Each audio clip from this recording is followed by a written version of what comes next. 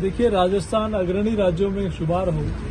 सशक्त राजस्थान हो, समृद्ध राजस्थान हो, जहां हर चेहरे पर खुशहाली हो। इस बजट ने युवाओं के लिए, किसानों के लिए, महिलाओं के लिए, गरीब के लिए, रोजगार के लिए, स्पिरिचुअल सर्किट हमारा एक तरह से मंदिरों के डेवलपमेंट के लिए, हर दृष्टि से मैं देखता हूं कि राजस्थान का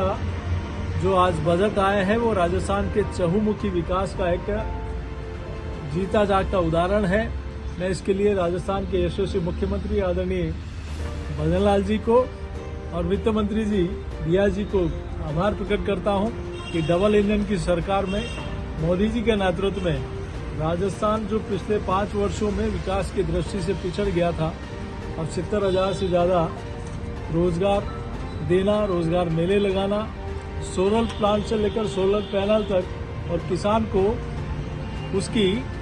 किसान सम्मान निधि में राज्य सरकार की तरफ से बढ़ावा देना, पेंशन में बढ़ोतरी करना, ऐसे अनेक काम किए हैं। गरीब बच्चों के लिए वहाँ सरकार की तरफ से मदद करना, केजी से लेकर पीजी तक मुफ्त शिक्षा, ऐसे अनेक काम इस बजट में दिखाता है कि बच्चे से लेकर बच्ची के जन्म पर उनको 1 लाख की सहायता देना। मुझे लगता है कि बच्चे और बच्ची के जन्म से लेकर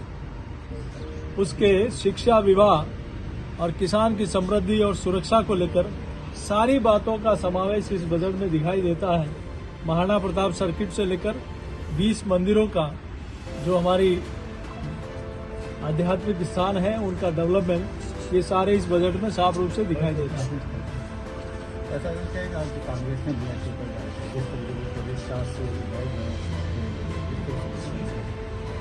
कांग्रेस को अपना आईना देखना चाहिए कि उन्होंने आजादी के बाद से लेकर अब तक इतने वर्षों तक देश और प्रदेशों में शासन किया। इस देश की प्रगति और उन्नति में उनका क्या कंट्रीब्यूशन है? इस देश में धर्म के आधार पर तोड़ा क्या देश? इस देश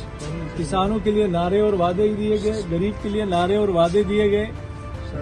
युवाओं के लिए कुछ नहीं कर पाए। इस देश के इंफ्रास्ट्रक्चर के डेवलपमेंट के आधारभूत संरचना जो हम लोग देखें, जो रोजगार भी देती है, ना रेलवे में, ना हाईवे में, ना सिविल एविएशन में, किसी भी क्षेत्र में कोई काम नहीं हुआ सिवाय भ्रष्टाचार के, सिवाय दुनिया के प्लेटफॉर्म पर भारत को नीचा देखने के। हम दुनिया की तरफ देखते थे, आज दुनिया भारत की तरफ देखती है कि मोदी जी या भारत कुछ करने वाला है, करने वाला है। ये अंतर मात्र 10 वर्षों में आ सकता है, तो 60 वर्ष आपको शासन देने के लिए देश की जनता ने दिया, तो आपने इन 60 वर्षों में क्या किया, ये जनता आपसे हिसाब मांगेगी।